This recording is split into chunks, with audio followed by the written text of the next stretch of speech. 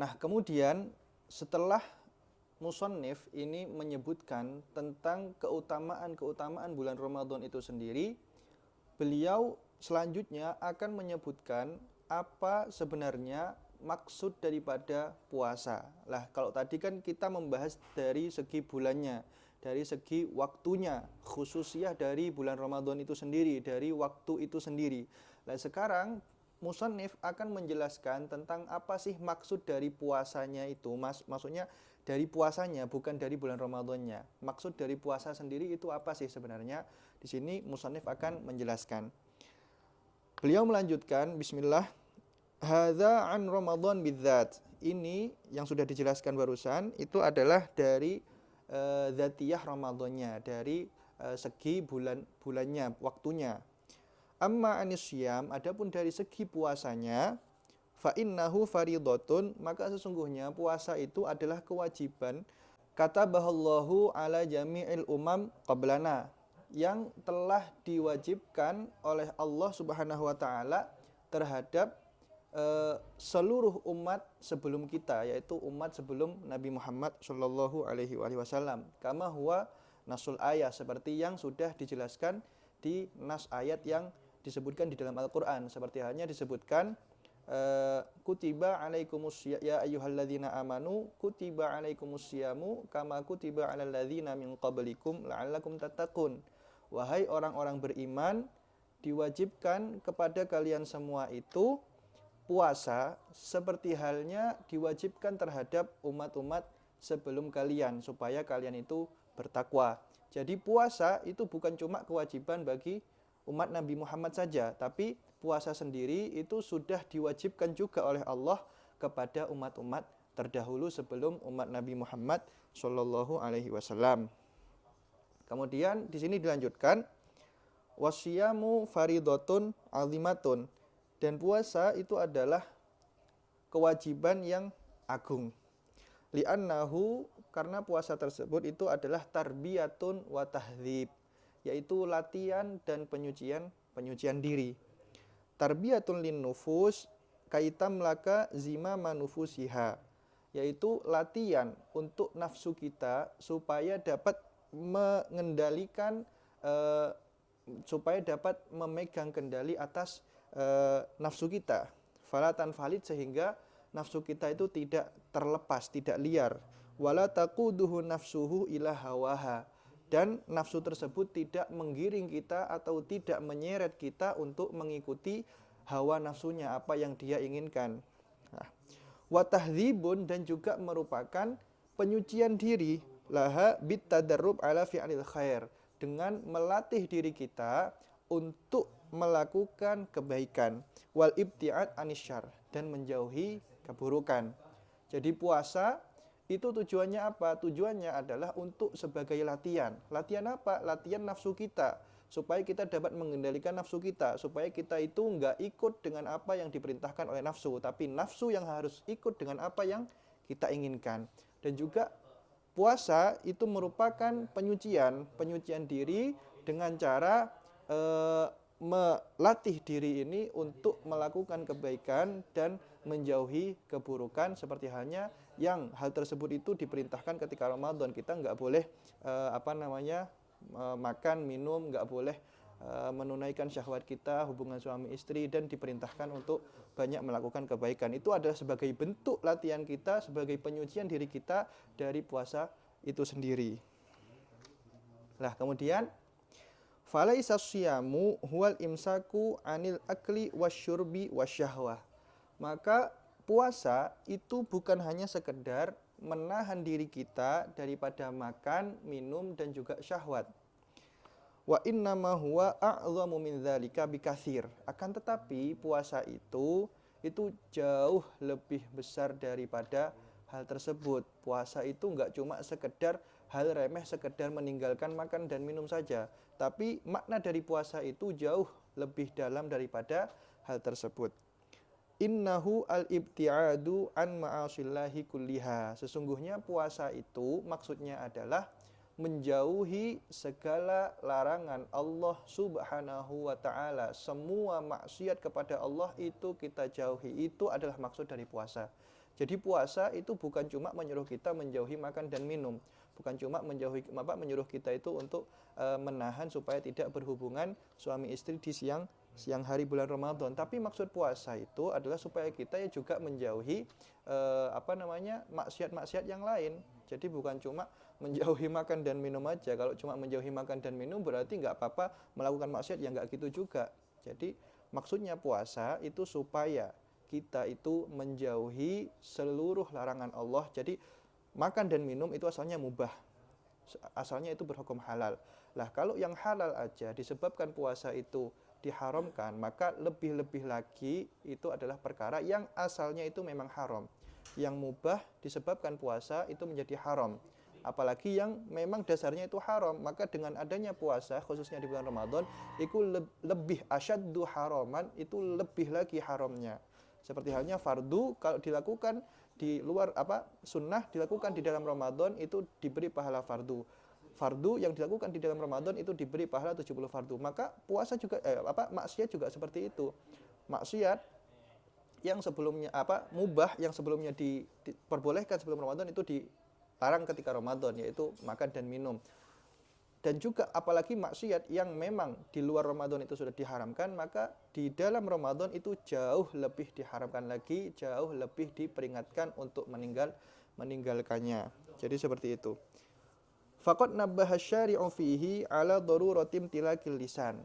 Nah, dan syariat di sini yaitu Nabi Muhammad SAW dan juga Allah Subhanahu wa taala telah memberi peringatan, telah mengingatkan kita ala daruratim tilakil lisan atas keharusan memiliki lisan kita, dalam artian mengendalikan lisan kita. Anil ghibah wal kadzib, dari ghibah yaitu menggunjing, wal kadzib dan juga berbohong. Wa qauli zur, dan juga berkata yang kurang baik. Fa fi haditsil Bukhari, dan di hadis Imam Bukhari an Abi Hurairah radhiyallahu anhu, yang diriwayatkan dari Sayyidina Abi Hurairah radhiyallahu anhu, qala an-nabiyyu sallallahu alaihi wasallam, bahwasanya Nabi sallallahu alaihi wasallam bersabda, "Man lam yada' qaula zur wal 'amala bihi falaisa lillahi hajatun ayyada'a ta'amahu wa syarabahu."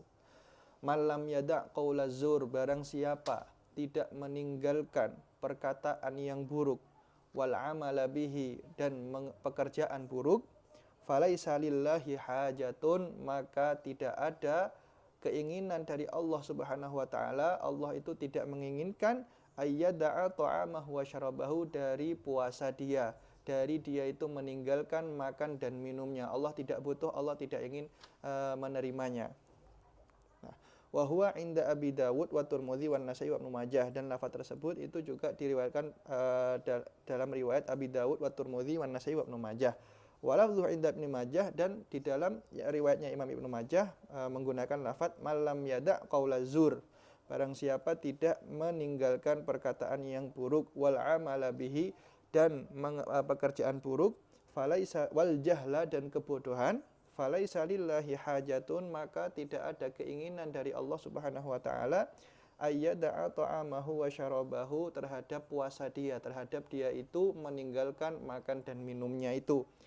Wal murad bil jahl, yang dimaksud kebodohan di sini itu adalah kullu fuhsyin, yaitu setiap perkara yang buruk, walau kana shadiqan, sekalipun hal tersebut itu jujur. Jadi Nabi Muhammad sendiri itu telah memperingatkan umatnya untuk tidak melakukan perkara-perkara yang diharamkan ketika puasa, khususnya ini yang berkaitan dengan lisan, yang berkaitan dengan mulut. Di hadis ini itu disebutkan bahwasanya siapa orang yang tidak meninggalkan perkataan buruk dan juga pekerjaan buruk ataupun perkataan yang kotor, maka Allah itu tidak menginginkan daripada puasa dia. Allah itu tidak butuh daripada puasa dia. Puasa dia itu dalam artian sia-sia. Dia meninggalkan makan dan minum itu dianggap sia-sia. Kenapa? Ya karena dia puasa tapi dia berkata kotor. Nah, Hadis ini itu ya sekalipun secara hukum fikih orang yang puasa tapi tetap berbohong, orang yang puasa tapi ghibah, itu secara hukum fikihnya itu memang telah menggugurkan kewajiban, telah dianggap sah-sah aja. Cuma ya seperti itu, seperti wadah yang kosong, kopong. Jadi cuma surah aja, mujarrad surah tapi nggak ada pahalanya, ya kan sia-sia juga kan. Jadi seperti itu, orang yang puasa itu nggak cukup cuma menahan makan dan minum, tapi juga menahan daripada perkataan yang kotor, daripada ghibah. Apa itu ghibah? Ghibah itu adalah apa namanya? Apa itu bahasa Arabnya ghibah itu? Zikru akhokal muslim bima yakroh. Jadi menceritakan daripada perihal saudara kalian yang muslim dengan sesuatu yang andaikan kalau dia itu dengar maka dia akan membencinya, dia tidak menyukainya. Itu adalah ghibah. Nah, sekalipun nggak puasa, ghibah itu diharamkan, maka lebih-lebih ketika orang tersebut dalam keadaan berpuasa. Jadi seperti itu, jangan sampai kita itu puasa tapi ternyata Allah tidak menginginkan puasa kita, tidak menginginkan ibadah puasa kita. Kenapa? Ya karena kita itu menghilangkan pahalanya, kita itu menghilangkan esensi pokok daripada puasa itu sendiri. Karena kita menganggap puasa hanya meninggalkan makan dan minum, padahal esensi pokok dari puasa sendiri itu adalah meninggalkan segala maksiat, segala perkara yang Allah haramkan pada saat itu. Jadi seperti itu. Kemudian wa fi riwayat At-Tabarani, dan di dalam riwayatnya Imam At-Tabarani min hadits Anas radhiyallahu anhu, dari hadisnya Imam Anas radhiyallahu anhu disebutkan malam yada'il khana, barang siapa tidak meninggalkan khianat wal kadzib dan berbohong, fala hajata lillahi, maka tidak ada hajah, tidak ada keinginan dari Allah Subhanahu wa taala ayyada'a ta'amahu wa syarabahu, dari puasa dia, dari dia itu meninggalkan makan dan minumnya. Kalau orang puasa tapi tetap berkhianat, tetap berbohong, maka ya Allah nggak menginginkan puasa dia. Karena ya percuma dia puasa kalau tetap melakukan hal tersebut, dianggap tidak ada pahalanya.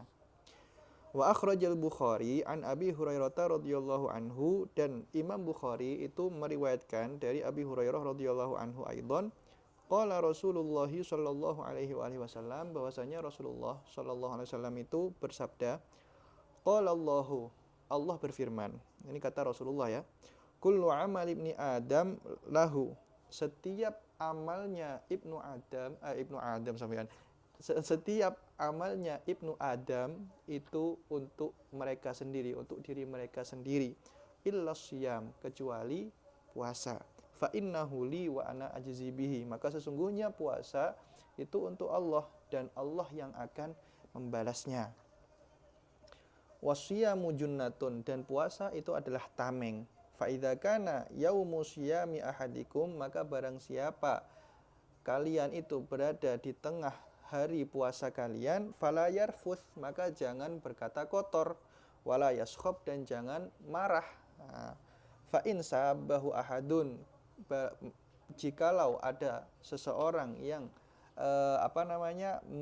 mencela kalian, ada orang yang mengumpat kepada kalian, au qatalahu, atau menyerang kalian, mengajak untuk ribut, falyaqul, maka katakanlah, innimru'un shaim, sesungguhnya diriku adalah seseorang yang sedang berpuasa. Kama rawahu Muslim wal jamaah aidan, seperti halnya yang diriwayatkan oleh Imam Muslim dan juga imam-imam yang lain al jamaah ini.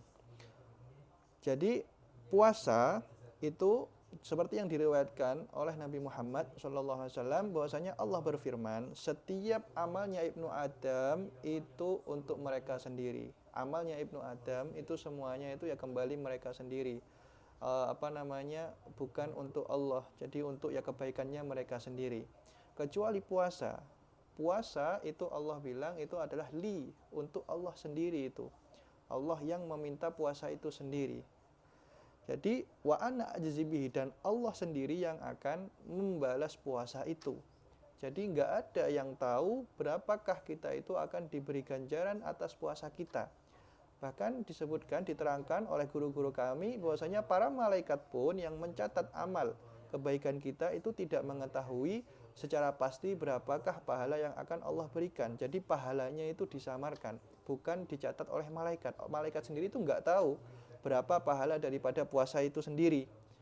Jadi Allah sendiri yang akan membalas atas puasa umat Nabi Muhammad Shallallahu Alaihi Wasallam. Jadi khususnya puasa itu seperti itu. Kalau ibadah-ibadah yang lain seperti sholat, seperti zakat, seperti mengerjakan hal-hal wajib yang lain, itu malaikat itu juga mencatat. Mereka mencatat amal-amal baik kita, dan malaikat itu juga mencatat ini ganjarannya apa, ini balasannya apa.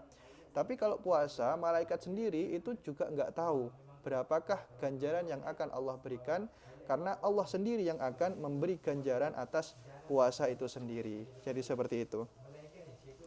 Dan juga di sini disebutkan bahwasanya puasa itu adalah tameng. Tameng, maka ketika puasa itu jangan sampai kita itu merusak tameng kita itu dengan perkataan kotor, dengan perkataan buruk, atau dengan marah. Bahkan marah pun itu usahakan dihindari. Marah-marah yang nggak ada gunanya. Selama kita itu memang bisa untuk menahan amarah tersebut, maka ketika puasa itu usahakan untuk dihindari. Bahkan di sini disebutkan kalau ada orang yang mencela kita atau orang yang mengajak ribut kita, mengajak berantem, maka katakan inni mru'un shaim. Inni mru'un shaim. Sesungguhnya diriku itu adalah orang yang sedang berpuasa, maka jangan diajak ribut. Aku nggak pengen merusak puasaku ini dengan perkara-perkara yang kotor atau perkara-perkara yang buruk.